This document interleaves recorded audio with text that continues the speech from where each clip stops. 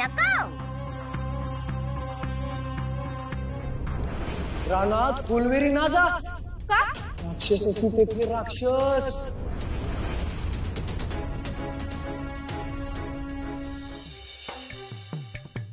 मजभेळ दाखवीत. का म्हणीत हे नको हे नको? कोण म्हणीत? आम्ही ना म्हणीत. भया पावसा काकाचा राक्षस इथं. ना ना सत्तू पण. अरे हुप्प्यानो, कुठे पळीत? बित्राट तुम्ही आले कशासी ना ते पळून जाण्यासी. ए नको. का नको? जिवंत आहे, जिवंत आहे. सुटलेलं नाही, सुटलेलं नाही. दुखेल, दुखेल. मा हे तर चुकलेलं. कोण थट्टा करीत?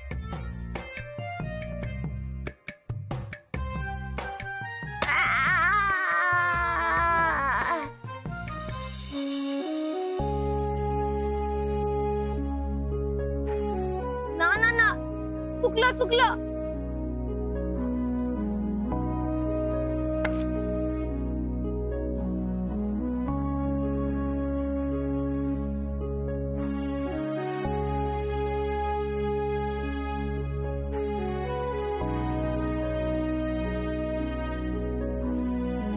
चुकलं चुकलं. ना राग धरी माझ्यावरी. पुन्हा ना करीत असं. पोटासी घे माझी चूक. आता देवीमुळे माझ्यावर राग करीत. देवी कोपेल, झाड सुकेल.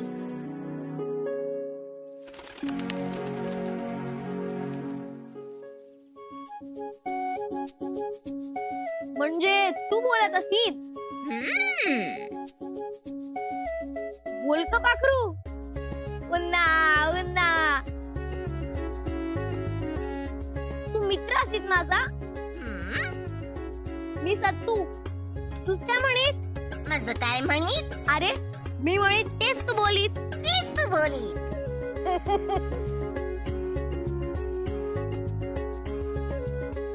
मला सुकलेलं झाड दाखवीत तू. दाखवीत, दाखवीत, दाखवीत. कोण तू? हा? कोण तू म्हणजे? तुझ्याशी तर बोलीत. विसरीत का तू? विसरीत, विसरीत. भया तू विसराळू असीत. विसराळू असीत, विसराळू असीत.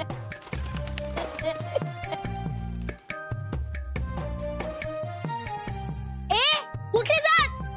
मला सुकलेलं झाड दाखवीत तू. विसरीत विसरीत, विसरीत. मी तुझं आठवण करून देत. चल दाखव मला सुकलेलं झाड. चल चल.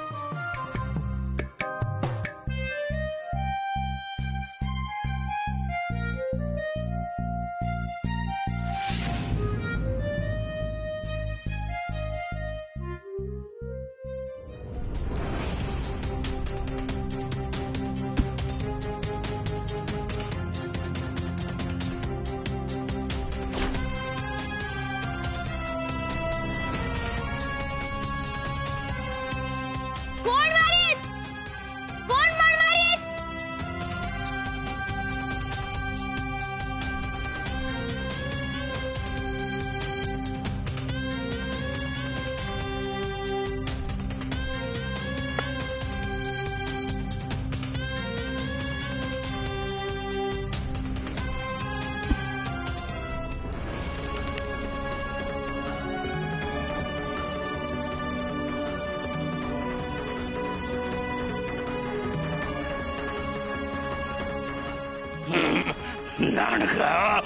का मारीतस तू मार?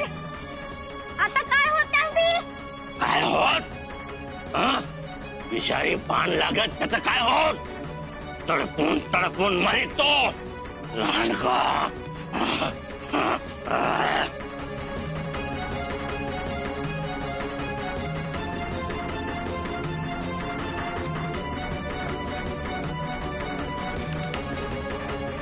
गेला तो. तू पण जाणार.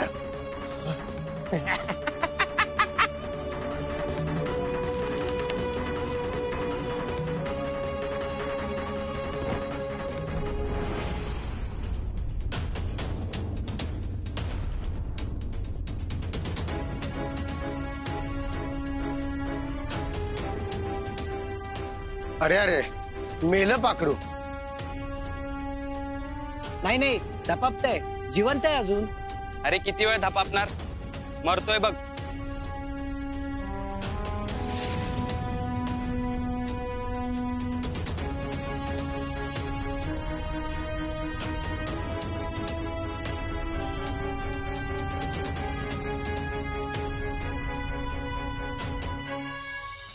कोणीतरी शिकार करण्याचा प्रयत्न केलाय, त्या अर्थी याचं मांस नक्कीच चविष्ट असणार. नाही, हा जगेल. मी जगवीन ह्याला. दूर व्हा इथून. हा एवढूसा जीव कळवळतोय, तुम्ही याला वाचवायचं सोडून असली क्रूर भाषा करता. कोणीतरी पाणी आणा याच्यासाठी पटकन.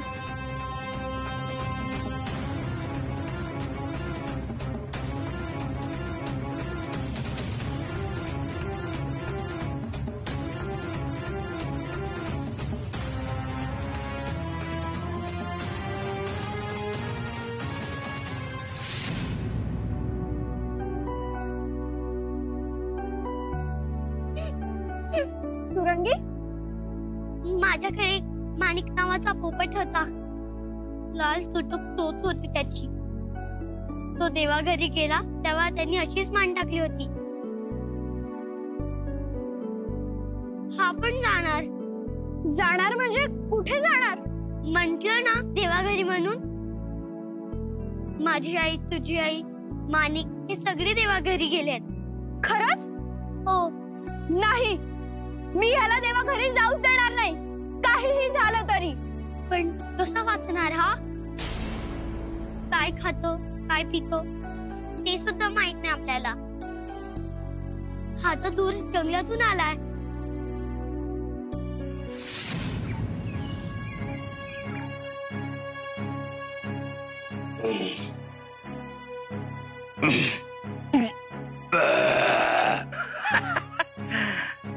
तुला खायच्या आधीच ढेकळा यायला लागले मला. सोडित ना मी तुझा आज. सोडित ना मी तुझा आज. का? मी काय खोडी काढली असेल तुझी? आवाज बांध. तो लुसलुशीत पक्षी खायचा होता मला. तुझा पाय निसटला तो. 4 दिवस झालं पोटात भूक खवळली असेल. तुझ्यासारखी लहान लांडगी पूर्ण नडीतात मला जन्मभर. एक दिवस असा होता, उलक्याशी पाहून थरथर कापी सारे. ते बारक पोर पळून दिलं नाही याकरिता शाल्वच्या उग्रसेन राजाने पाय मुडीला माझा. एका पोरापायी पाय गेला, दुसऱ्या पोरापायी माझं सोनं गेलं. या रानात आपल्या हाताने दडवलं होतं सोनं. आता धुंडीत ना सापडीत चकवा लागीत. न नगरात जातायत न रानात राहतायत. रानगा दिशीत त्याचा जीव घ्यावा वाटेत.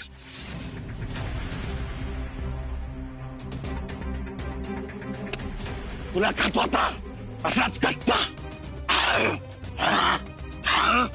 यमराज येणार, तुझा जीव घेणार, मग मी तुला खाणार. एवढा वेळ भूक ना धरीत मी. कोण यम?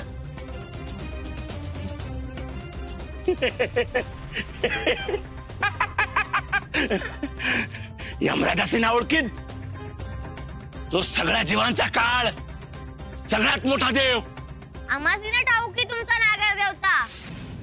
आमचा देव हे रान आणि लिंगोबा.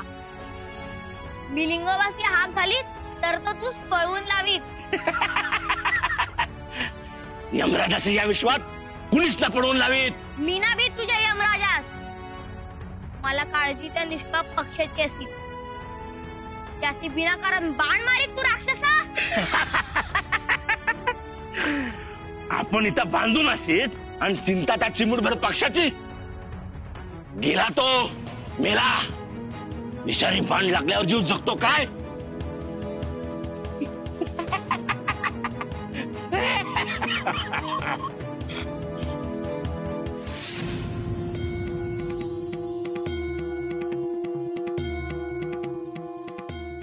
मावशी मावशी काय ग? जेव्हा जेव्हा मी धडपडते आणि मला मार लागतो तेव्हा तू काय लावतेस मला? हळद मग ती दे ना मला पटकन.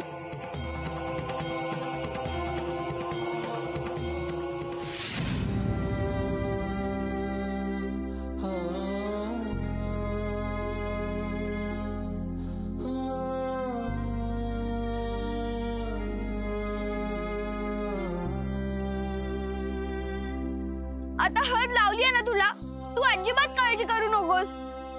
तुला काहीही होणार नाही. तू अगदी शांतपणे झोपून जा.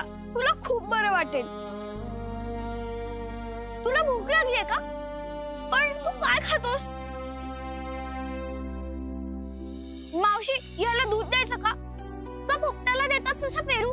का सगळ्या फळांचा रस द्यायचा? हो हो सावी, सावकाश.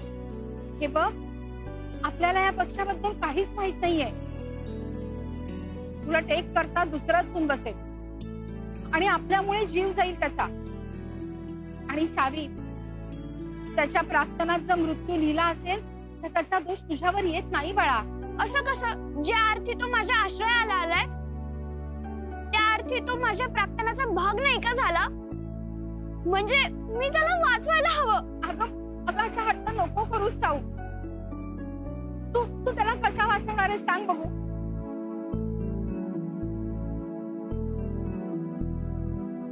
कोण आहे तिकडे? ताबडतोब राजवैद्यांना बोलवा.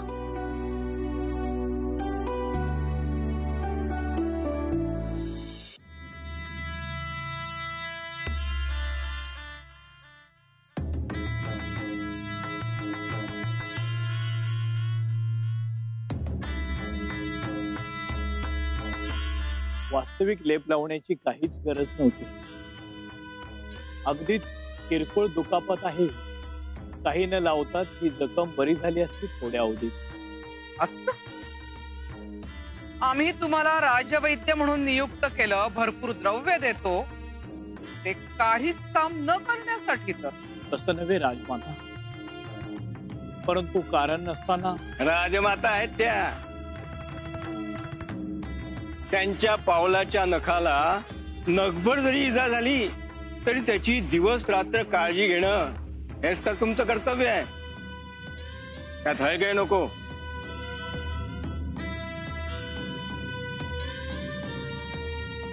प्रणाम राजमाता. प्रणाम राजवैद्य. कृपा करून तातडीने चलावे. राजकन्या सावित्रीने आपल्याला ताबडतोब पाचारण केले आहे वैद्यराज. हो का? काय झाले राजकन्येला? चला. अनुमती न घेताच निघालात राजवैद्य. क्षमा राजमाता, परंतु राजकन्याला काहीतरी झालं या कल्पनेनं काळजीपोटी तातडी केली. निघू का?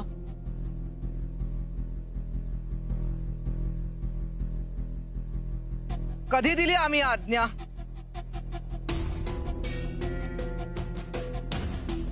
तसा कोणताही शब्द आमच्या मुखातून अजून बाहेर पडला नाही.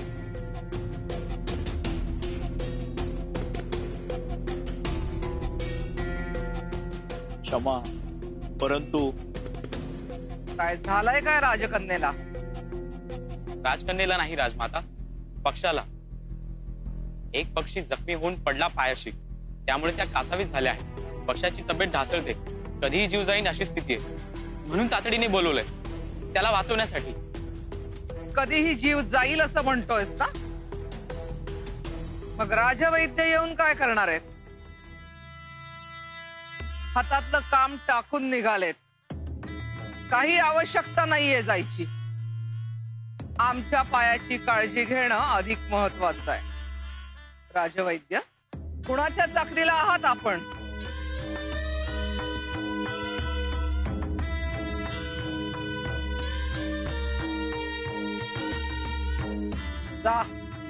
जाऊन सांग राजवैद्य व्यस्त आहेत, येऊ शकणार नाहीत.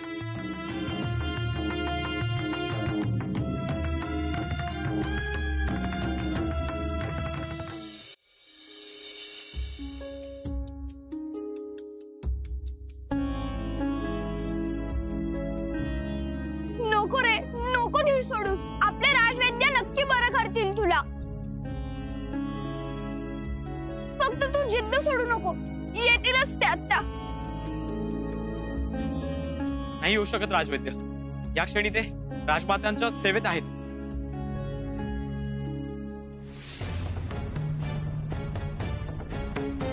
हरकत नाही. आम्ही तर तिथे जाऊ शकतो ना.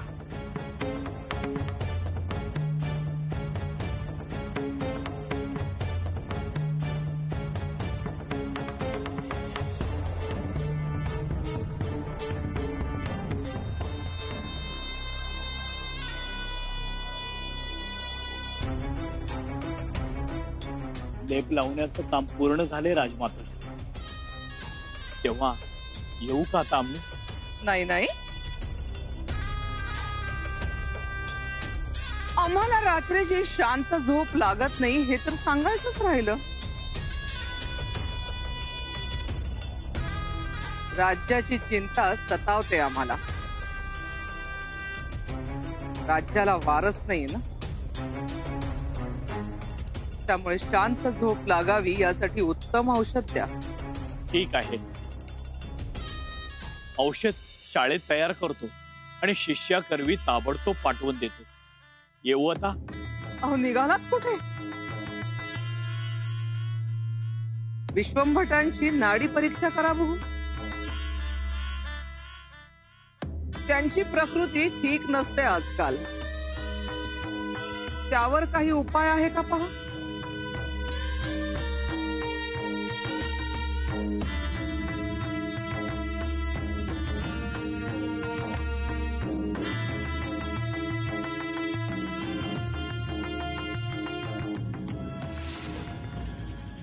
कुठे आहेत राजवैद्य? हा काय उर्मटपणा आहे. कोण कुठलीही मुलगी राजवाडाभर राजशिष्टाचार मोडत फिरत असते. आमच्या दालनात येताना साधी अनुमती घेता येत नाही. अशी मुलगी आलीच कशी इथे? राजमाता, आमच्यासाठी प्रत्येक क्षण मोलाचा आहे. पाहिलं हा निरागस पक्षी किती कोमेजला आहे ते. याला तातडीने उपचाराची गरज आहे. कृपा करून ह्याच्यावर ताबडतोब इलाज करा राजवैद्य.